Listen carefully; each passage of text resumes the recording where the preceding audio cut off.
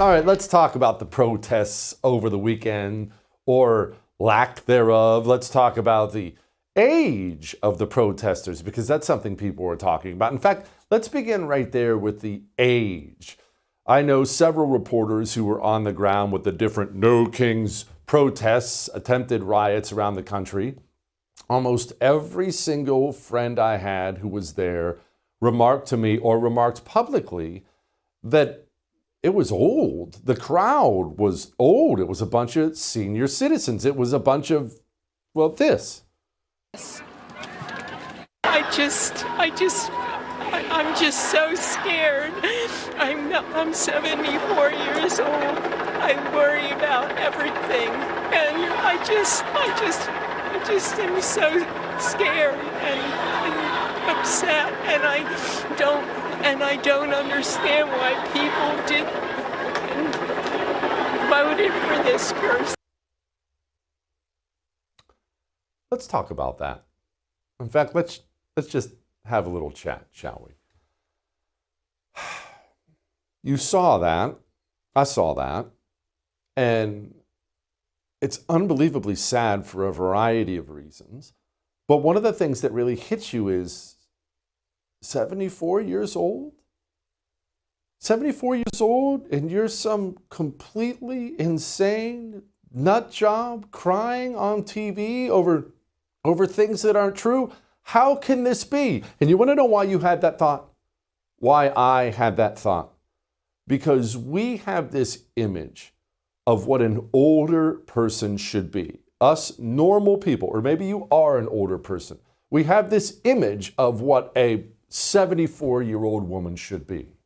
A 74-year-old woman should be a loving grandma. She volunteers at the church. She bakes cookies, probably knits. Her house smells funny, but she's wonderful. That's how we picture a 74-year-old woman, or maybe you are that 74-year-old woman. So when we see a video of one like that, it begs the question, how? Why?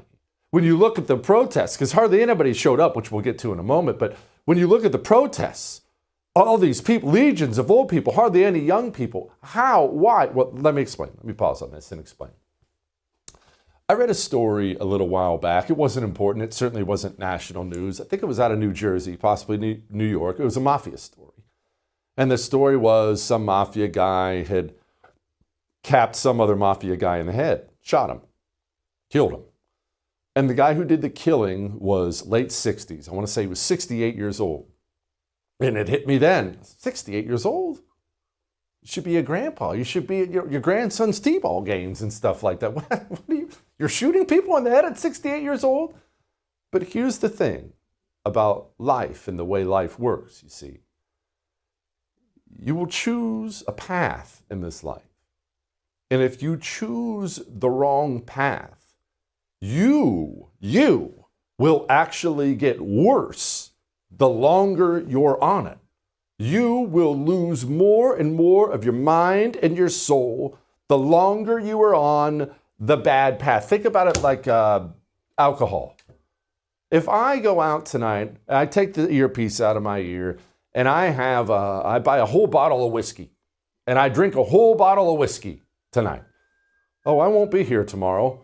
I'll be feeling rough, but it won't be the end of the world.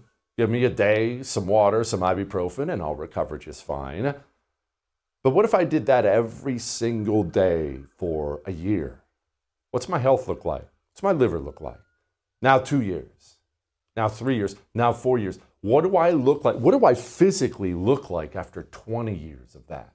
What do my organs look like after 20 years of that? Now think about the average American Democrat who never breaks out of the propaganda network they live in. We love to point to young, crazy Democrats, these young communists, and we talk about how crazy young people are, and these young people are nuts. But the truth is, that's a young human being still figuring out who they are, what they believe, what they want. Their mind is still developing. And that young person, even the craziest of the crazy ones, can still probably turn things around because they haven't been on the path, the dark path of communism for so long, but when you are a 74-year-old woman, you've spent how many decades consuming CNN, reading the New York Times, listening when Democrats call Republicans Hitler? You think to yourself that human being should be settled and wise and making cookie for the grandkids. That human being, because they've been drinking that bottle of whiskey for decades, is way more messed up than the 20-year-old could ever be because she got on a dark path and has been marching down it. That's why these protests, it was mainly old people. You see, they couldn't really get it off the ground. They spent allegedly $2.1 billion. That's the number out there. $2.1 billion of money, some of it taxpayer money, shelled out to different communist groups around the United States of America because they wanted something gigantic. They wanted something that would stop the presses. They wanted this national blowout riot. That's what they actually wanted. But they didn't get it. In fact, really the only people they could get out there were the older people. Why didn't they get it? Why did it fail? I mean, they brought in all the heavy hitters, even Communist John Denver. You are the community to this president's chaos. And together, we build a future of opportunity and justice for all. Hope over fear, aspiration over anger, the promise of America for each and every American. That is what we are fighting for today. So why didn't it pop off? Well, the thing about riots, whipping up the public into a mass frenzy, you can do it sometimes. You can't do it all the time.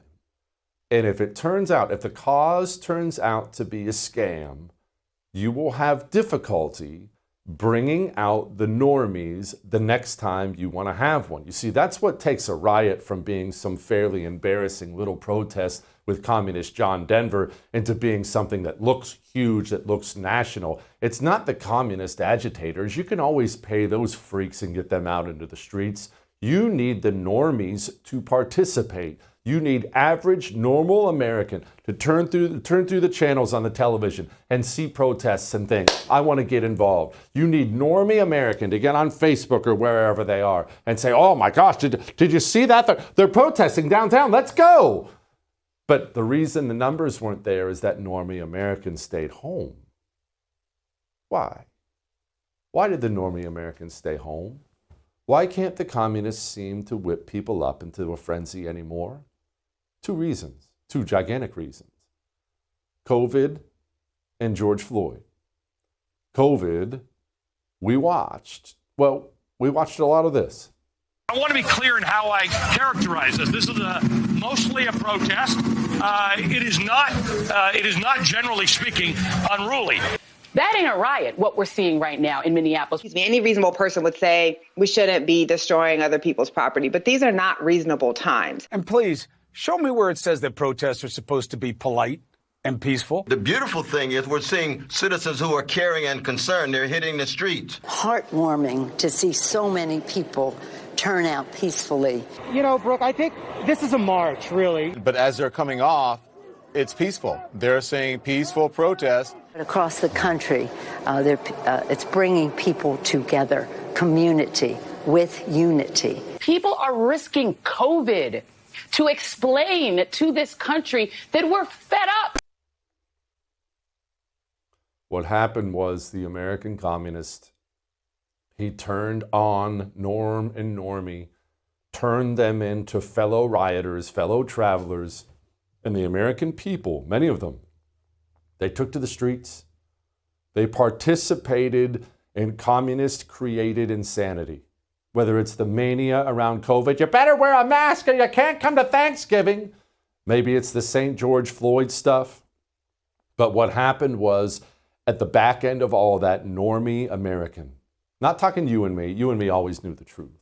Normie Americans sat at home. Their child's education had been destroyed. They just had their fourth stroke at the age of 35.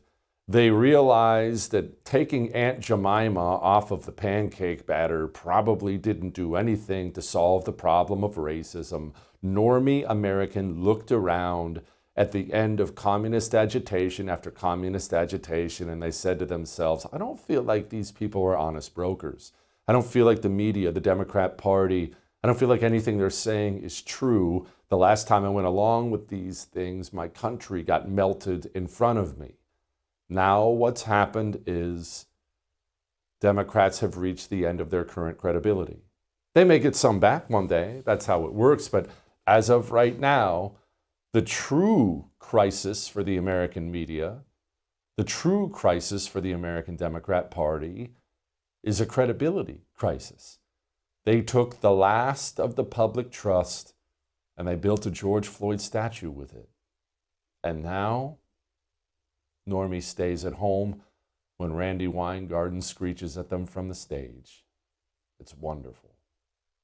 That too may have made you uncomfortable, but I am right. I would thank you for coming to my YouTube channel, but I know how brilliant it is, and I know you love it here. So subscribe and watch. We're going to start really ramping things up and putting some funny stuff, some interesting stuff out there, some collaborations. Either way, my YouTube channel is officially the place to be.